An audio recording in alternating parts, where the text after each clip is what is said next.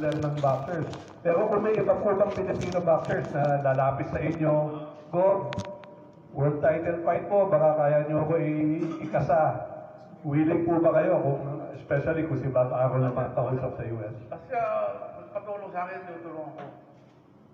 Basta may pagpatulong ng mga artist natin, tinutulungan ko. Sabihin nyo lang sa akin kung sino yung mga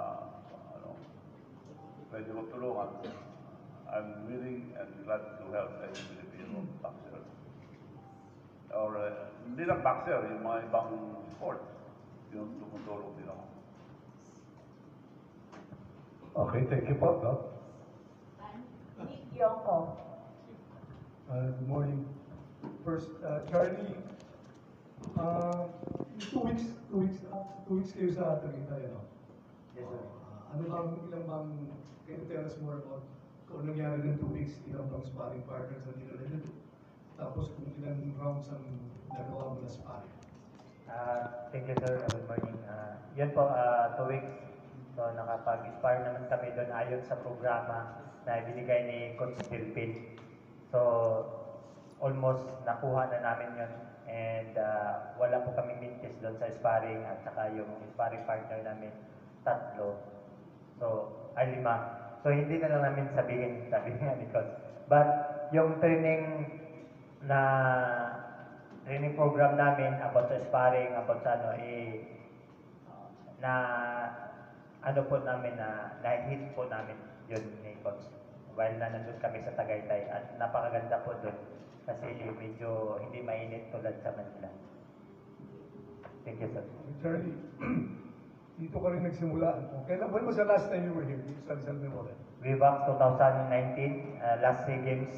So, So, 6 years kang hindi napupunta dito?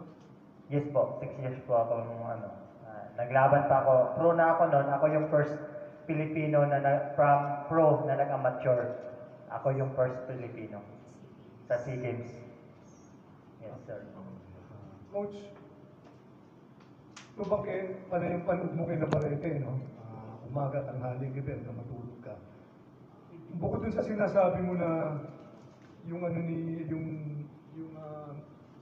yung staying power ni Navarrete, ano pa bang saang aspeto pa bang malakas ni Navarrete? Si Navarrete, nakita natin yung parang isa na yung wala naman sa ibang ginalaw na laban sa loob ng 3 Division World Champion niya eh. Malakas yung endurance niya, masipag manuntok, ruler. Ano pa siya, parang hindi siya takot na tinatamaan siya. So doon pa lang advantage na tayo sa Charlie, yung hindi siya takot na tinatamaan siya. Siguro sa ibang fighter na nasubukan niya, parang kanyang ikat sa mga suntok. Pero kay Charlie, siguro pag tinamaan siya ng Charlie, pingin ko, maramdaman niya talaga yung pagod din ng Charlie kasi as in ako malaki ako na mas malaki ako kay Charlie pag tinatamaan ako ng Charlie sa sakit nito. So kahit sa ibang yung kay sparring talaga ng Charlie sa totoo lang pag tinatamaan talaga ng Charlie ako na rin siguro limitan tayo kasi mawalan tayo ng sparring. Hirap din na pag nawalan kami ng sparring sir, laking bagay din sa ating sparring eh. Si Jun Batso, laki nito pero pag tinatamaan to ni Charlie hindi matatapos yung 4 na round, 2 round eh. So, sabi ko, kaya si Charlie yung actually, si Liam Wilson, ka-sparring ni Charlie yun. Nakita ko nga, sabi ni Charlie, si Liam Wilson, kung tutuhanin, hindi aabot ng natapos kay Charlie. So, sabi ko, tinutugma-tugma ko lang yung kung sino mga kalaban ni Charlie. Kung kaya ni Charlie. So, sabi ko, dito, pagpilis talaga ako na kaya talaga ni Charlie malaro dito sa laban. So, yung preparation pa namin dito, matagal na, so talaga namin. Hindi nga, sinabi ni Gob, nung unang punta namin kay Gob, tinanong agad kami ni Gob kung sino gusto namin kalaban. Isa lang sinagot namin si Emmanuel Navarrete. Kaya, sa totoo lang, nagpapasalamat talaga kay Gob. Kundi dahil sa kanya, hindi namin tinanong pa yung laban eh. Siguro dahil, sorry Gob, nangungulit din ako kay Gob eh. Pag tinitext ko si Gob, pagpupunta ko, parang palayo na si Charlie Gob, baka hindi natin makuha si Emmanuel Navarrete. Kasi noong December, nag-WBO convention, nagsulat ako doon sa WBO. ang sabi ng WBO, ang una nila ipapakalaban si Espinosa, yung 126, aakyat ng timbang. Then the next na ipakalaban si Foster.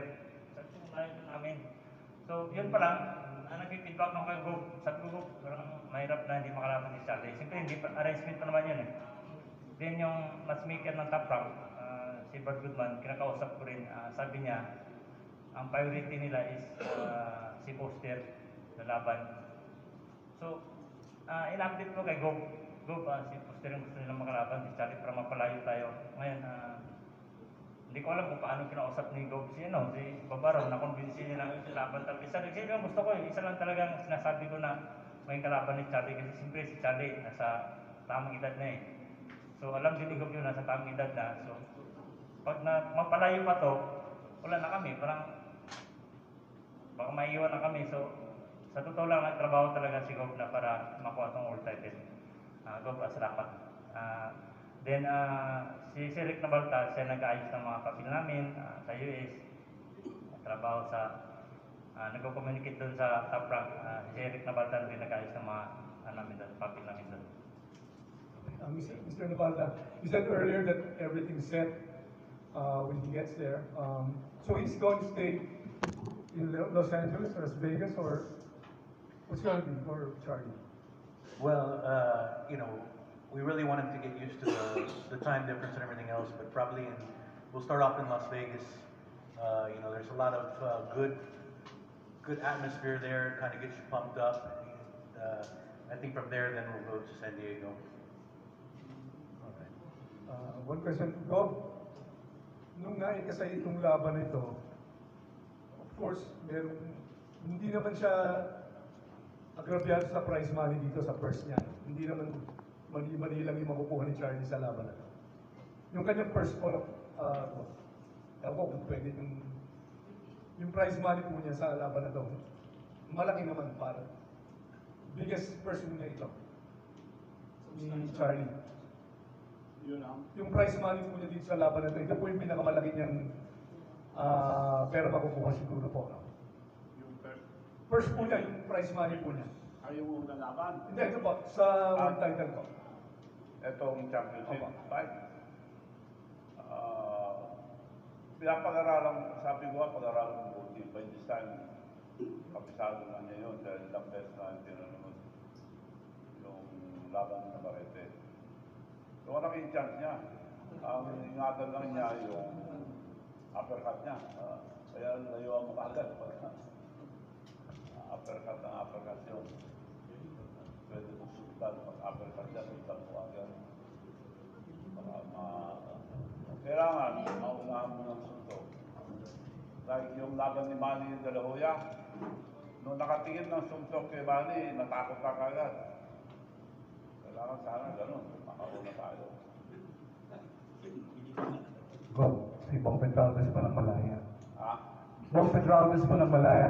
Gob, yung tinatanong kanina po ni Nick Yoko, kung malaki daw yung makukuha na pera o pinakamalaking purse ni Charlie, para hindi naman siya dehado, of course. Sa ngayon, no choice tayo kung ano lang sabihin. Pag manalo, pwede na tayo magpagtawaran ngayon. But ngayon, no choice tayo dahil So, pero magkakuha niyang corona, sila na makikipag-usap. pero medyo malaki-laki naman din. Kaya yung pera may iuwi niya, no? Ni Charlie. Go. Ang premium. Kikitain, no? Yung premium niya. Medyo malaki naman. Comparatively, compared to the purses that he was able to get. Yung purse niya. Biggest purse mo ba to, Charlie? Hindi na natin i-telegraph kung magkano. Alright. Para sa akin, maliit yun. Okay. So, Yun. ako Nalinaw. makadagdagan ko pa kung manalo. Okay. Di ba, pag nanalo nga, sky is the limit. Nalalang gusto si Charlie pag manalo. Yun, makakapagsimanda tayo ng price niya. Okay, Charlie,